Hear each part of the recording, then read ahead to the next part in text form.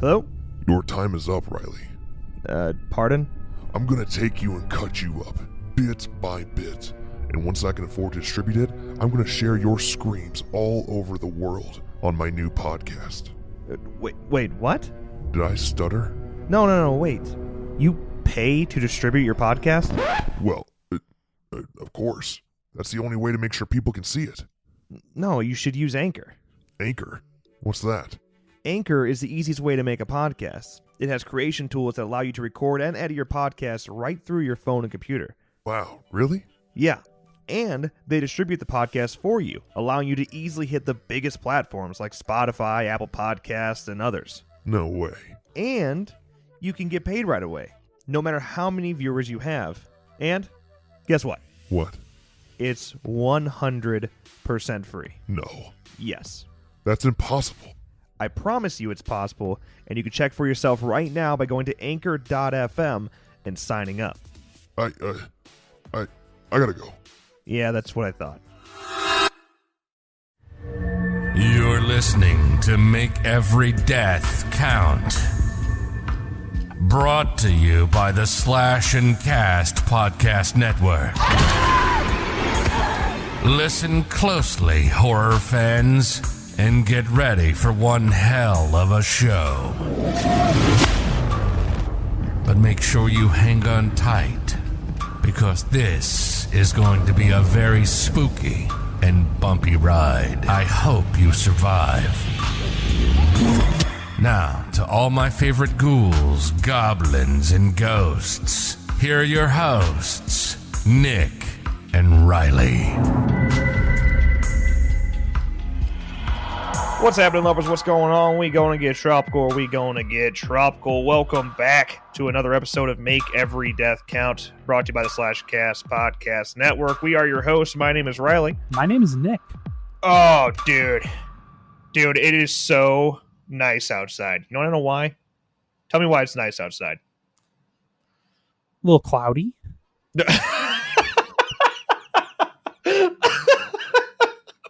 That was like I'm like, I don't know.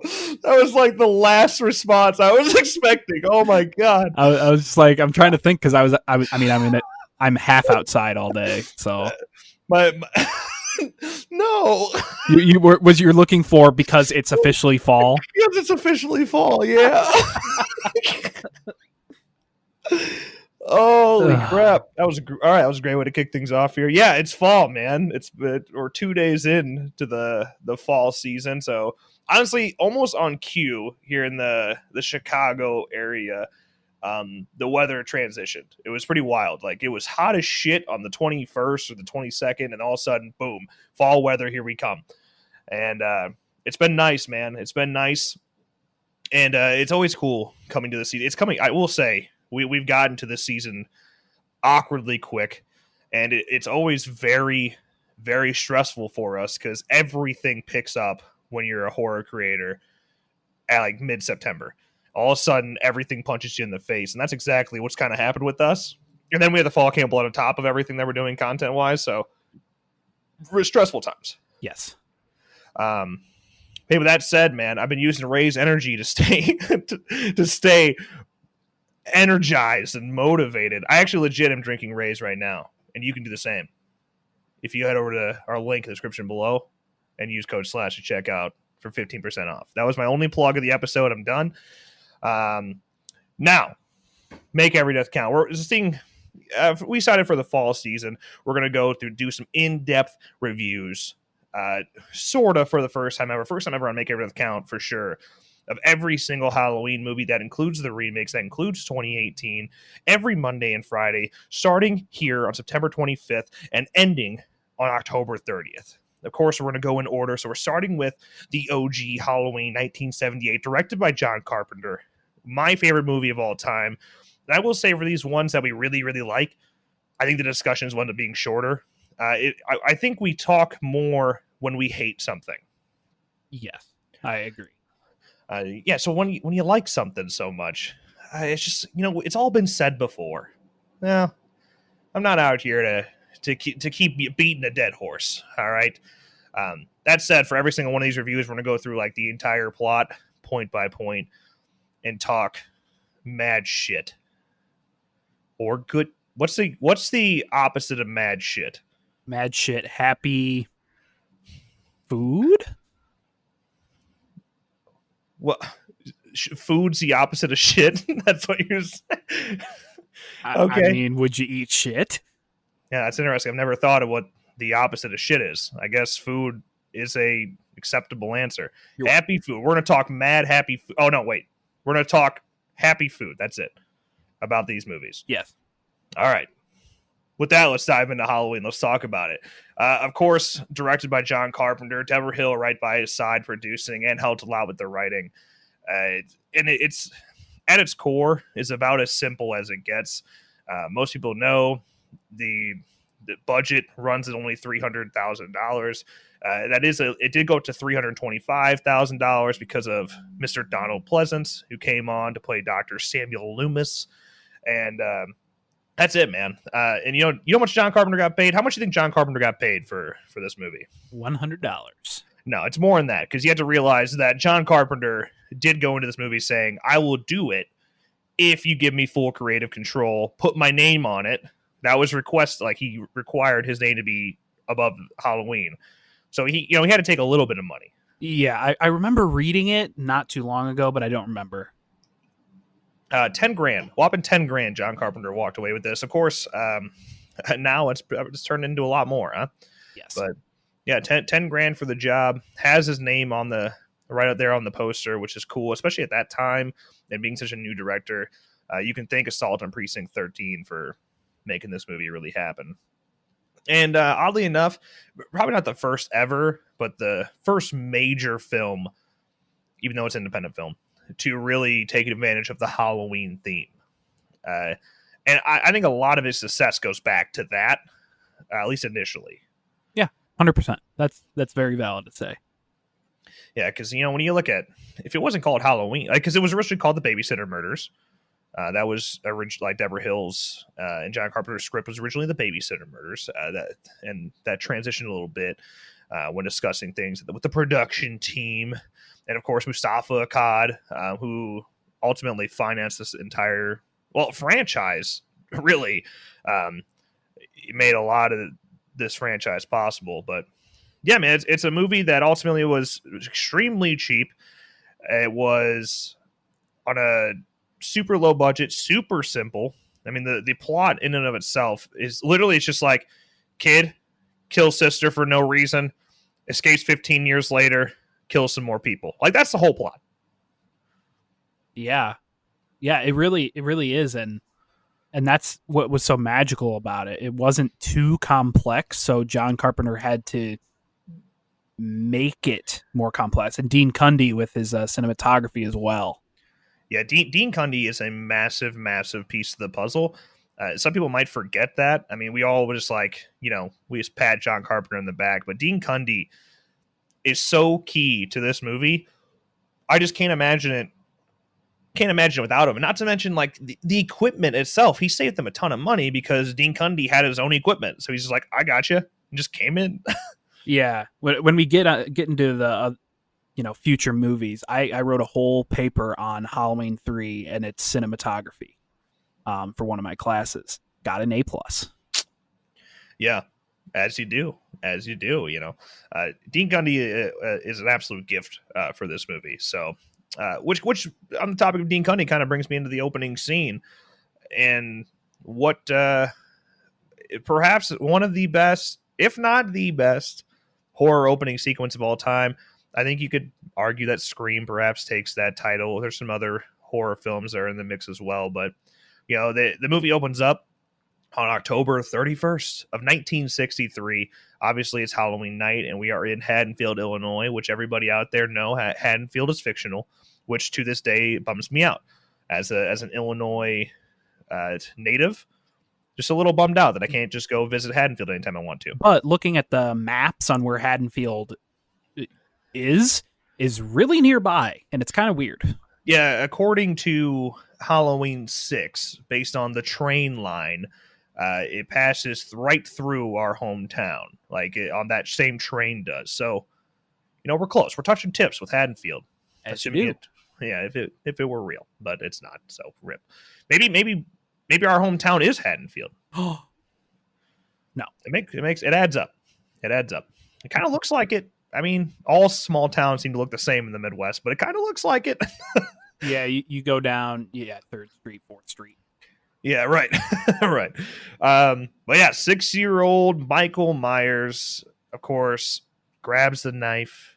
It would, the whole scene is from a POV, which it looks like a single shot. It's not a single shot. If anybody didn't know that, I think it's actually 3. I think it's 3 different shots.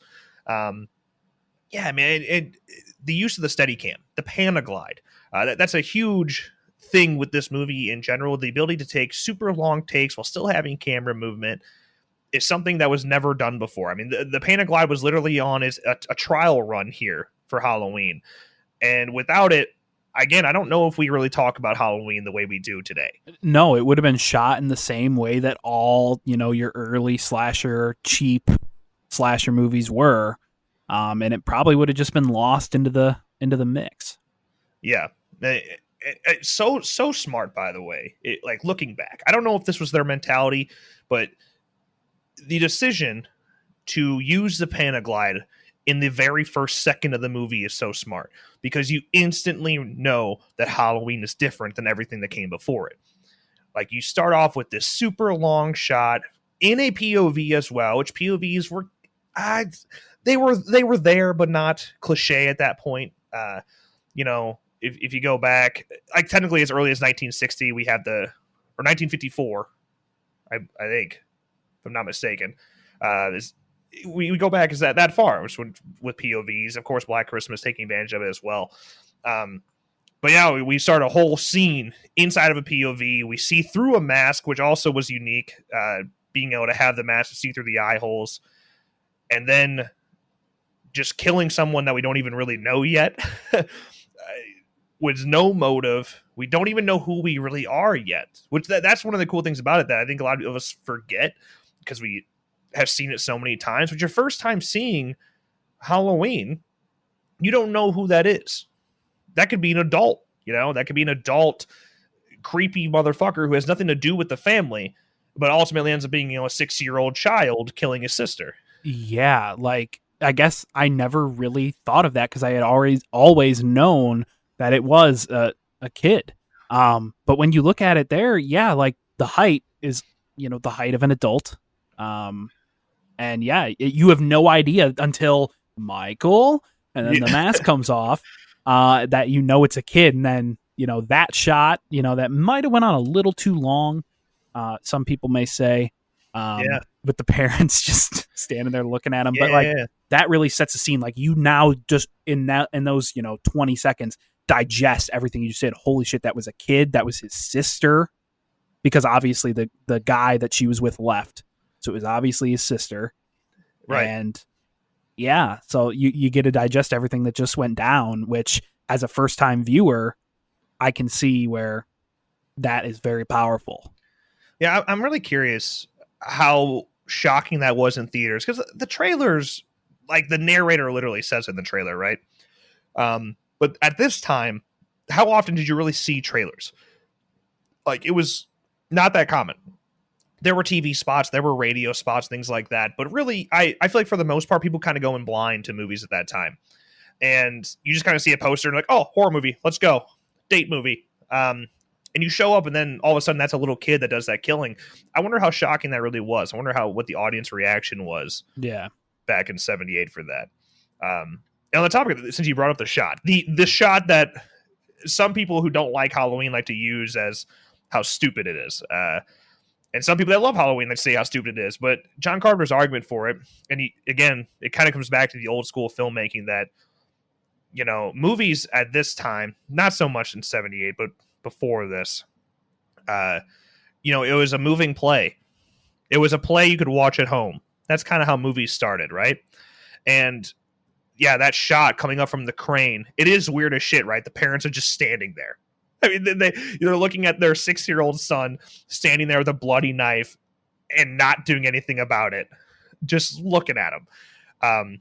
But like you said, that's your moment to really take it in. It's meant to be like a curtain drop moment, right? Like the end of a play where you take it all in, lights go off, curtain closes, and that's it. That's the play.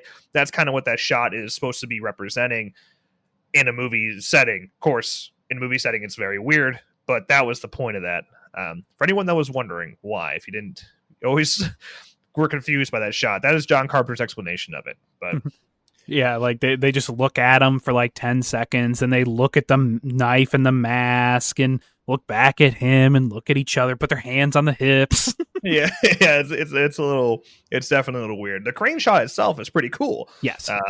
But yeah, the actions of the characters is a little odd during it. All right, so Michael kills his sister. We then skip 15 years into the future. It's now October 30th of 1978, and this is when we're introduced to one of the most iconic characters of all time, Dr. Samuel Loomis, played by Donald Pleasance, and he is joined by his colleague Marion Chambers, played by Nancy Stevens, also returning for Halloween Kills, which I'm extremely excited about. They're at the Smiths Grove Sanitarium. They are looking to escort Michael to court, and they're giving him some big old drugs to do it. But for some reason, a reason that's never ever explained, by the way, and I think it might be explained in Halloween Kills, which is going to be weird, but they're out and about. All the patients within Smiths Grove are out and about in the field. For some reason, they all broke out, which is interesting. And this, of course, causes a little bit of mayhem, and Michael ultimately ends up getting Marion Chambers out of there and stealing the car. And we know, and Loomis knows at least, that he's returning to Haddonfield.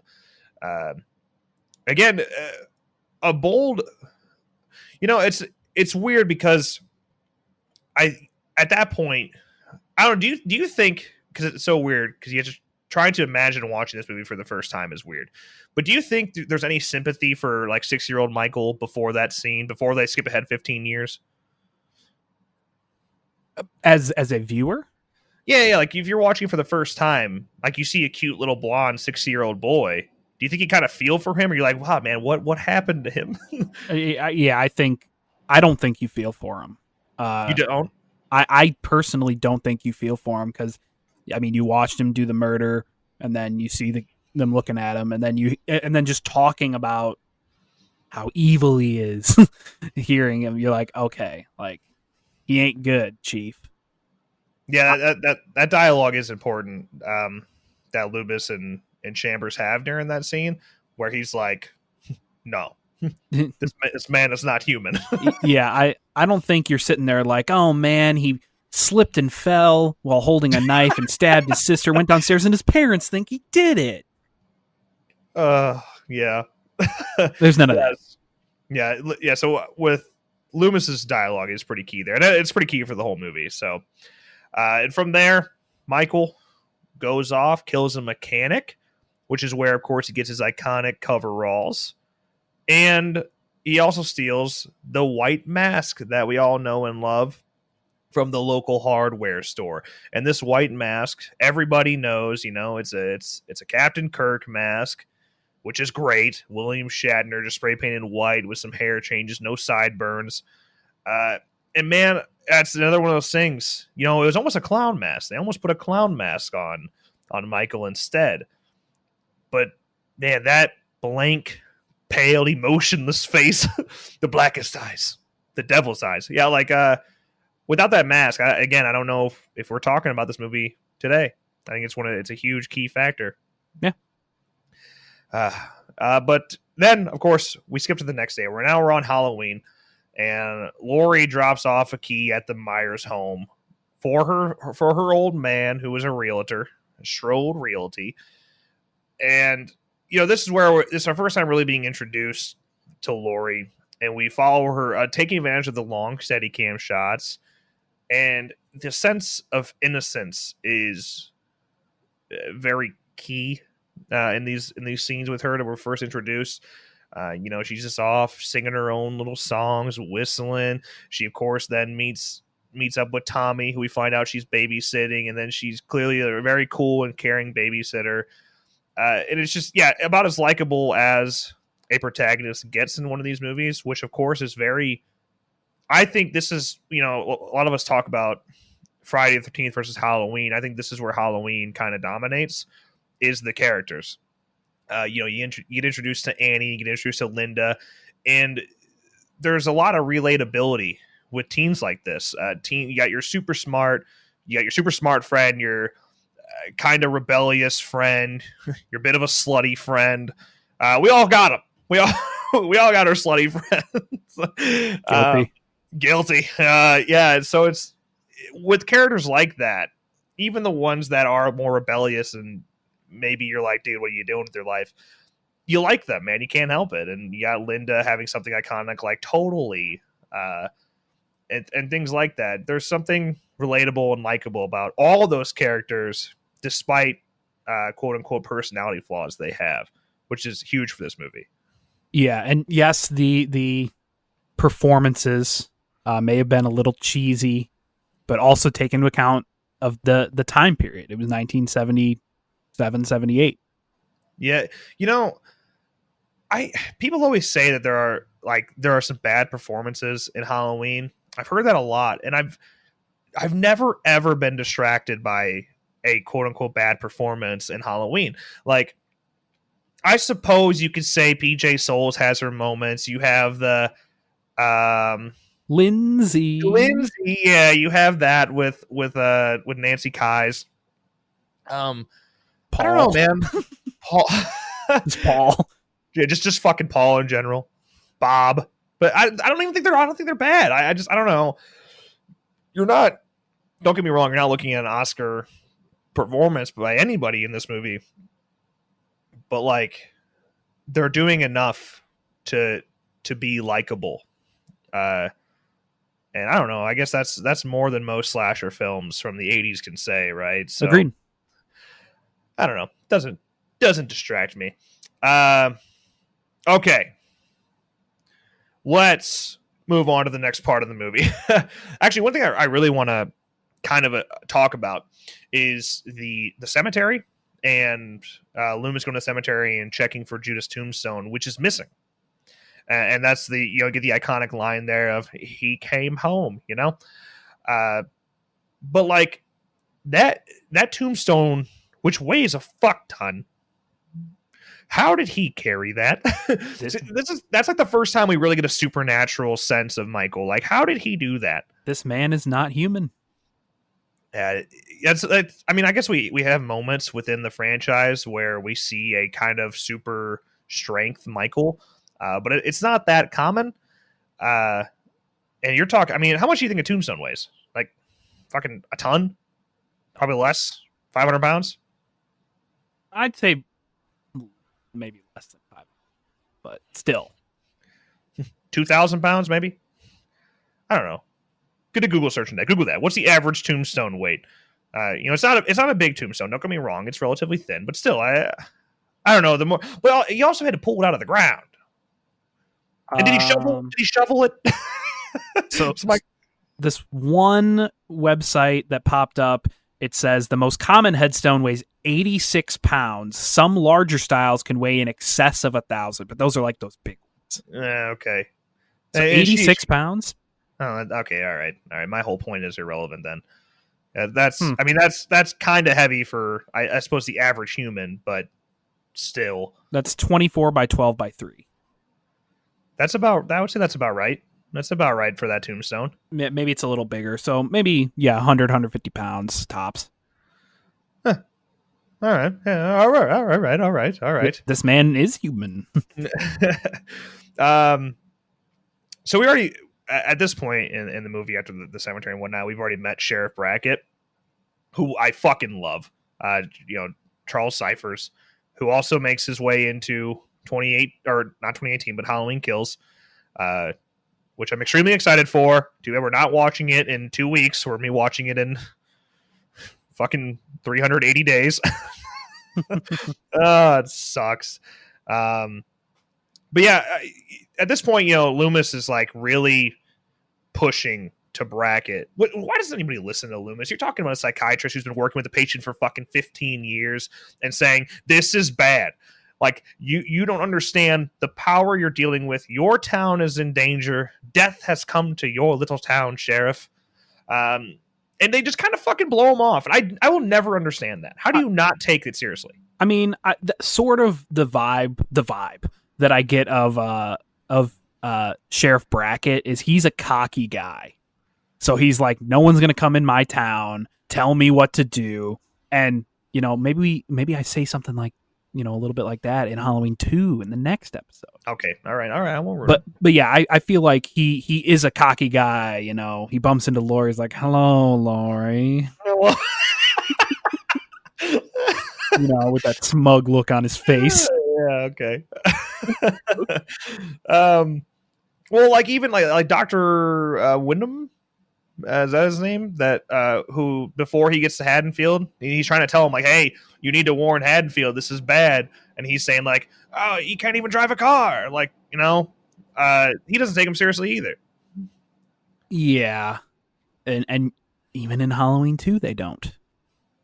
Hey, a lot of people complain about the fact that how does Michael know how to drive a car? Do you think it's that tricky? Did you ever practice driving a car before you got like your permit? Before I got my permit? I mean, or yes. Like I didn't, man. Like literally the first time I've been behind certain I've been driving like ATVs my whole life and things like that, but I never really did too much car driving.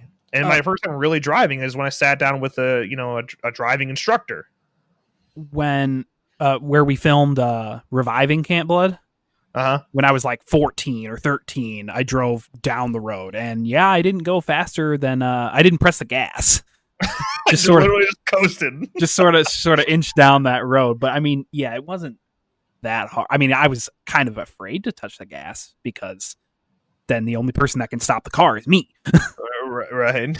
So yeah, but yeah, and the first time you sat down in the driver's ed car, it kind of comes to you. I mean, you watch your parents drive, for 14 years, 15 years. Like, do you think?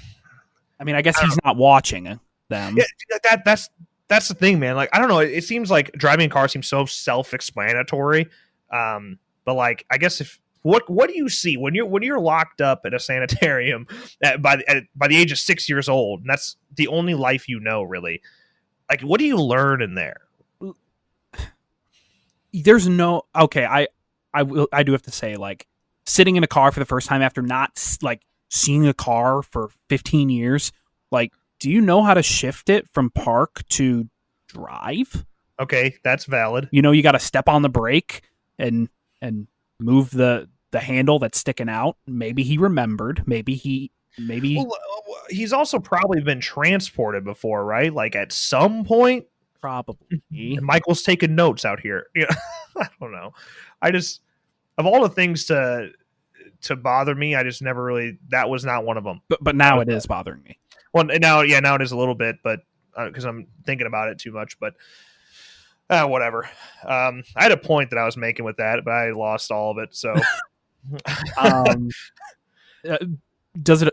Well, because we went from nobody taking him seriously. And then you went to the Tombstone and Dr. Wyndham or whatever that doctor was said, how can you drive a car? Thanks for the recollection. Yeah. I don't know what point you're trying to make. I mean, whatever. No point. Let's Brackett. All right. So Brackett and Loomis are together now, right? And they go investigate the Michaels house. Got to check on him. I will say this is my favorite shot in cinematic history that happens in this scene. It's not even it's not crazy. It's literally nothing fancy at all. Right. All it is, the shot where the sheriff's car pulls up, and it comes into we're on Michael's house. The cop car pulls into frame, and then we crane up and we watch Sheriff Brackett and Loomis walk into Michael's house, and the crane revealing the whole thing. I fucking love that shot. That's my favorite shot ever. Yeah. But yeah, then they're in the house. They find the dog, so we know Michael's eating. He got hungry. Yeah, he got hungry. And then, of course, we get one of like the most iconic line in the entire franchise, one of the most iconic lines in horror history, the big spiel. I watched him. I spent 7 years trying to reach him, and then another 8 trying to keep him locked up because I realized that what was living behind that boy's eyes was purely and simply evil. He's been here once. I think he'll come back. Okay, that little spiel there. And with that, the thing is, could you imagine anyone else saying it? Like, it has to be Donald Pleasance, right? Which there's some pretty big people were considered for the role, offered the role of Loomis, and the only reason do you know why? Do you know the trivia fact of why Donald Pleasance took the role? Maybe I did at one point. No, it's not coming to me. It's I may be like saying this wrong, but Loomis's daughter liked. I think it was his daughter. Could be like a granddaughter or something. Old. Donald Pleasance's daughter or granddaughter. That's what I say. Loomis. Same thing. They're one another. Donald Pleasance's daughter liked the music in Assault on Precinct 13, so he took the role because of that. Hey. She said he had to take it, and he did. Hey, there we go. Yeah. So, fun fact. So again, at this point, Brackett is still like, yo, okay, we'll do it your way. I mean, but there's nobody here. Okay. And then, let's just kind of like, well, let's skip to Annie and Paul. Let's skip to the car scene, the fogged up car. You ever seen like theatrical reactions to Annie dying? No. It's funny because it's that scene's not, I don't know, looking now, it doesn't seem all that scary. Annie gets into her car and the windows are fogged up, which is an important detail. And then Michael comes up from the back seat.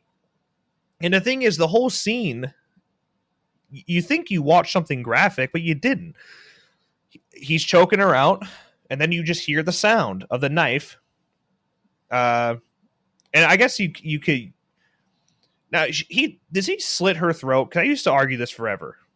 In Halloween 2, her it was either right above the collarbone or right below the collarbone. There is blood and a wound, but I don't think in the original Halloween it was anything more than a stab to like the kidney. So I believe he does act. You see the motion of the knife come across and slit her throat, but there's like no blood, right? Because of the sound effect, I've always, for like years and years and years, thought that he stabbed her through the back of the seat. I thought so too. I don't believe he does, though. I do believe we actually see his arm come up and he ultimately is slitting her throat, although there's really no gore whatsoever. But it's the use of sound there. It was even more so when we saw it in theaters. Mm-hmm. It's so good with that scene. So that's why I can imagine people freaking out in theaters. Because, I mean, it shakes you to your core, man. It's a pretty scary sounds in there. Yeah. All right. I'm going to skip around a little bit here. Let's talk about Bob. Let's talk about Linda. Let's talk about Bob. Of course, they smash in one of the fastest sex scenes. Actually, we didn't talk about the opening scene, but that's one of the fastest fucking sex scenes I've ever seen. It's not even a sex scene. It's just sex happened in about 15 seconds. Yeah. So we assume. But it also was pretty. This is an actual sex scene that we literally witness. And all of a sudden, they're done. And Bob goes and is going to grab some beer. All right. And this could potentially be my favorite scene like ever. Where Bob is going to get beer. And then we saw in theaters, I'd never heard it before, but in theaters you could hear this like breathing all circling around you that entire scene while he's grabbing beer. Right. We listened on some pretty nice sound systems. And Bob just kind of looks around. Yeah. Yeah, but if you watch it in theaters, man, and I'm sure there's some people that have really cool sound systems and are like, losers, I've always known that. But in theaters is the only time I really got that 3D sound effect where it was his breathing is like circling around you. It's wild. Yeah, and then of course the kill. He pins Bob against the wall, lifts him up, and unrealistically, sure, pins him to the door with the knife. You watch his toes go limp. It's so good.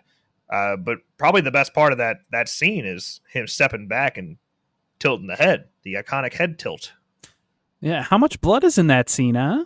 Like none. Exactly. Zero. You ultimately do witness something brutal, but there's just really no gore to go with it, man. There's just nothing. You really just don't see much blood throughout the entire movie, and if you do, it's like on the knife, and like that's it. And Judith at the beginning. Yeah, and that's it. Like you really don't see much at all. It's what you think you see is so powerful in this entire movie, and that comes from suspense, man, and that's something that slashers miss out on. Having genuine suspense in Halloween with an iconic and minimalist score makes it work, and that's why that Bob scene is so scary, man. Like I can imagine the first time seeing that and how freaky that would be, hearing the breathing all around you, and then he pops out of the closet, and then he just fucking stands there and watches his work, or looks and observes and takes it all in. Like, look at him pinned up against the wall. Look what I did. How about me? And then Michael's an asshole. Okay, and this is why I like Michael so much.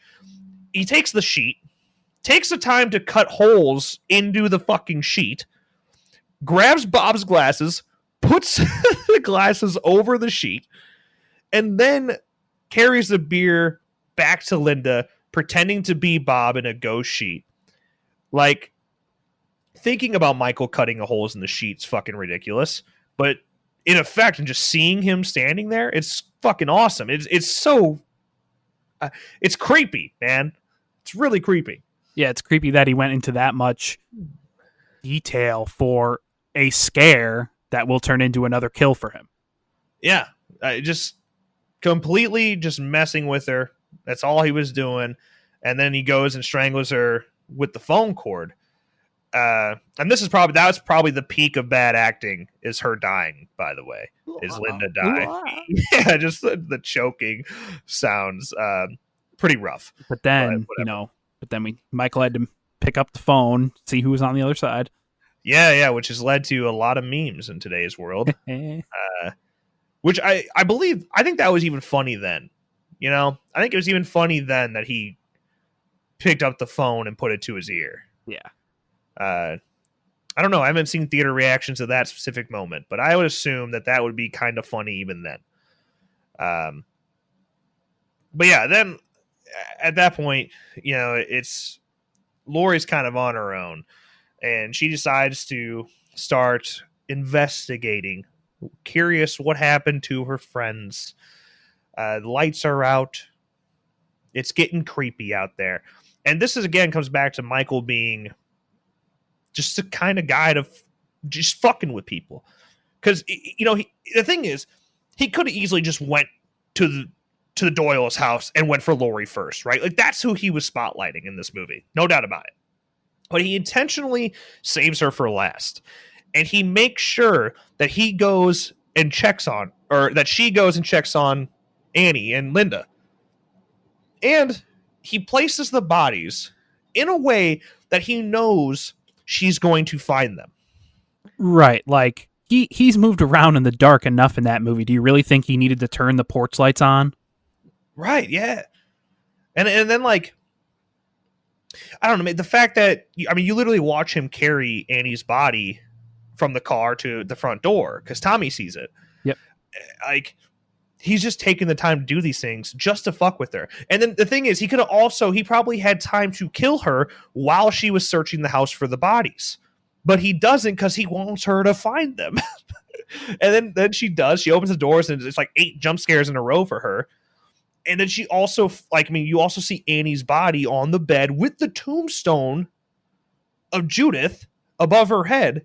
All just cause he's a prankster, that little Michael. Yeah, and then we get that beautiful shot of him fading in from the darkness. Yeah, which was done using a fader. like literally Dean Cundy, like Michael doesn't move in that shot, which is even more ghost-like and even creepier, if you ask me. Like, he doesn't step into frame. He's standing there the entire time, but the light just turns up. Yep. That's it. Like that's scary.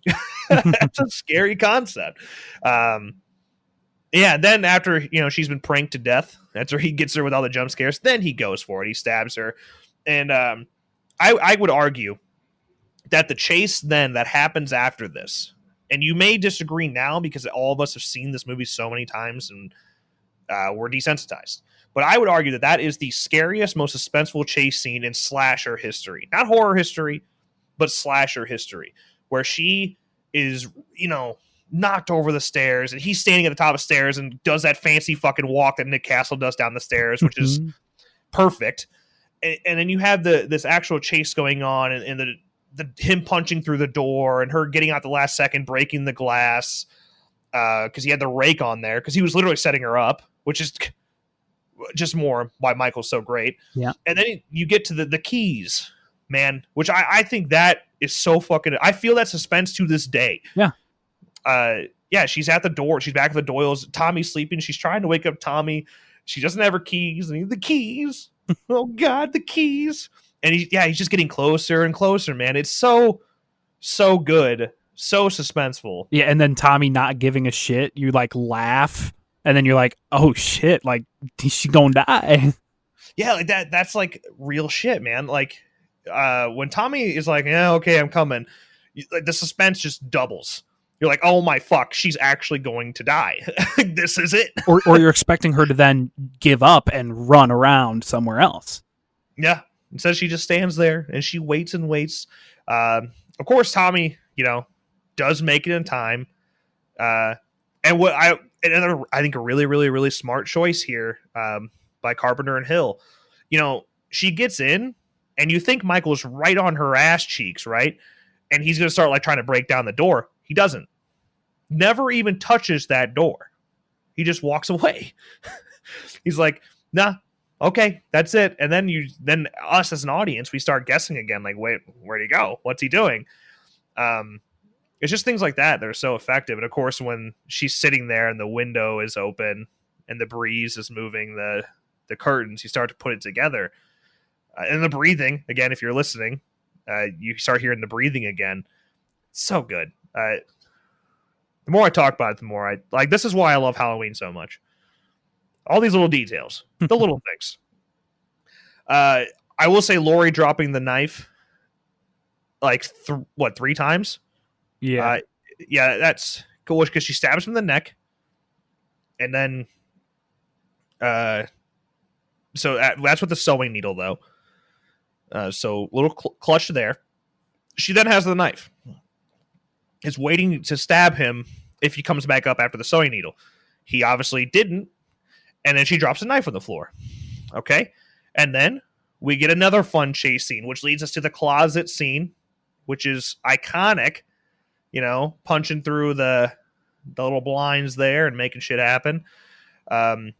Which I also think that scene, one of the coolest parts is the lights turning on and off, like him, which I've always kind of wondered if that was intentional.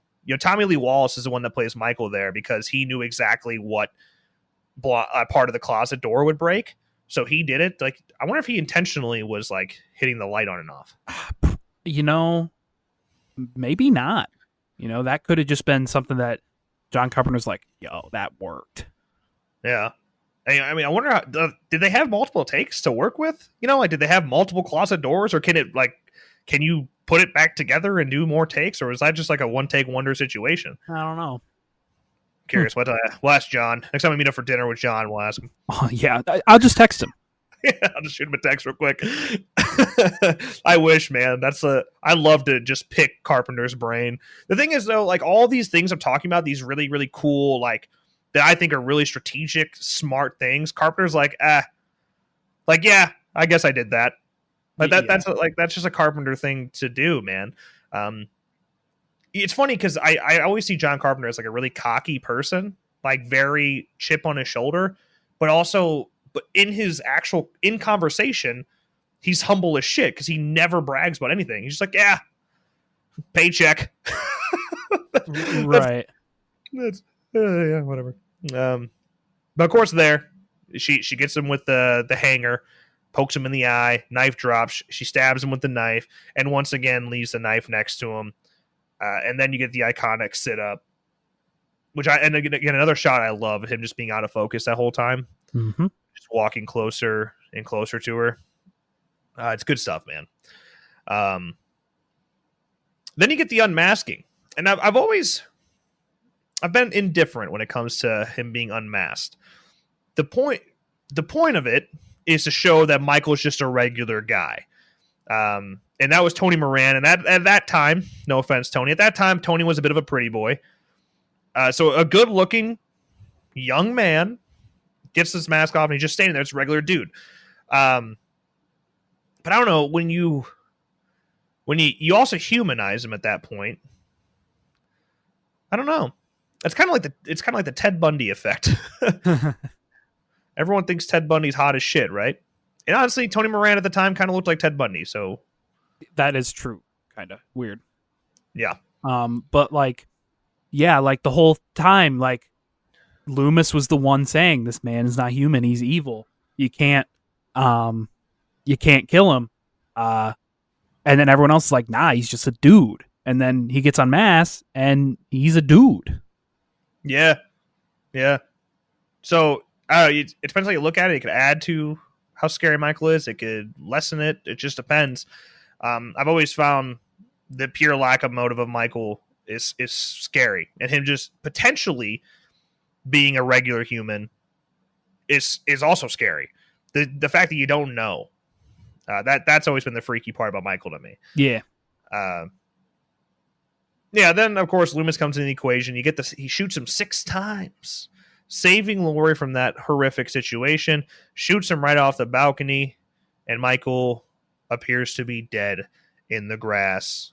And then of course you have the question, which I've always kind of. There's a debate on what Laurie actually says there. But I believe it is just. I always thought she said, "What's the boogeyman?" But I guess she actually says, "Was that the boogeyman?" As a matter of fact, it was. Yeah, that iconic line from Loomis. As a matter of fact, that was. And then of course he goes and looks over the balcony, sees Michael's still there, and he's gone. And the lack of surprise, which I hate that they changed in Halloween too. We'll get there on Monday. But yeah, in the OG Halloween, he's not shocked at all. He's just kind of like, "Yep, fuck, yeah, there he's gone." Yeah, should have hit him 7 times. Which in Halloween 2 he does. Yeah, we'll get there as well. Yeah, and then we go back, and then they show us shots of every place we saw Michael. Yeah, and he's not there. Yeah, which it's such a cool ending, and then he's breathing over that the whole time. You know? And then something we didn't really mention, but the score, the themes, that they play, amazing, simple, amazing, and that playing with the breathing going on at the end there, and then right into the credits, wild. Yeah.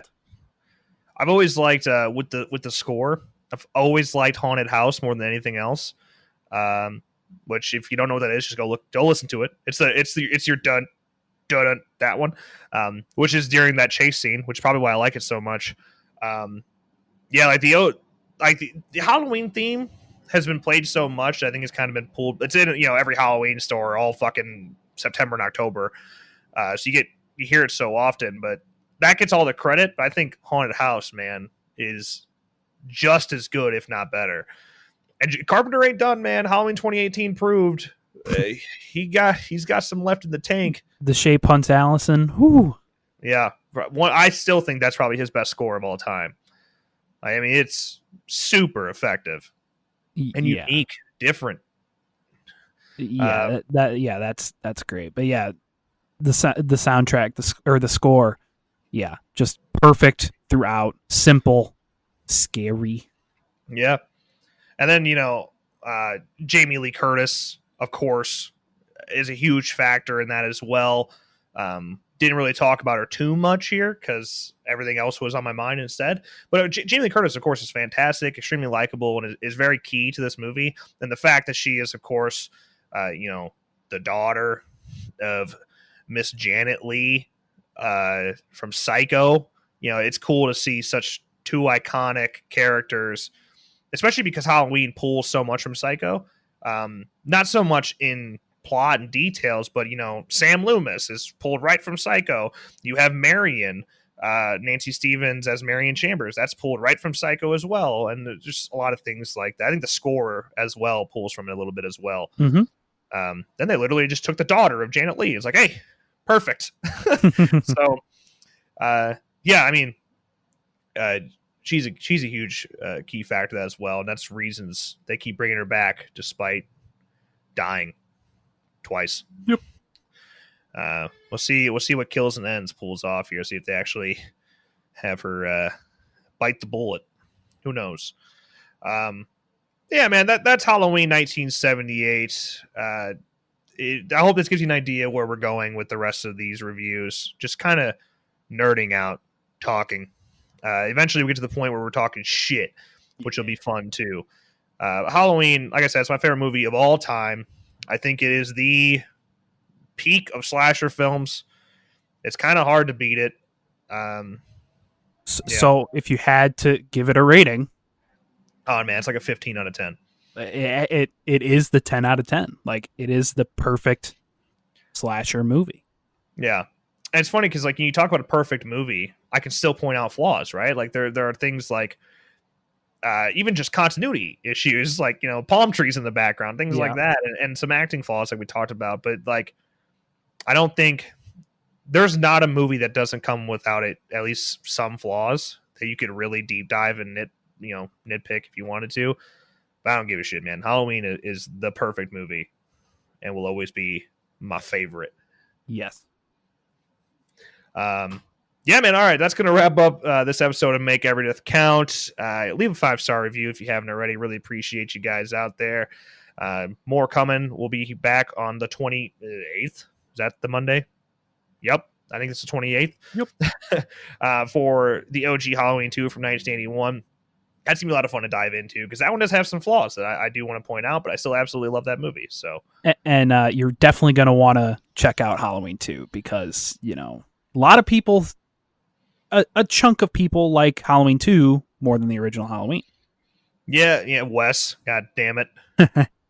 I disagree very, very strongly with those people, but I hear you. And I'll point out their points in Monday's episode. Yes, so that's gonna be a good one.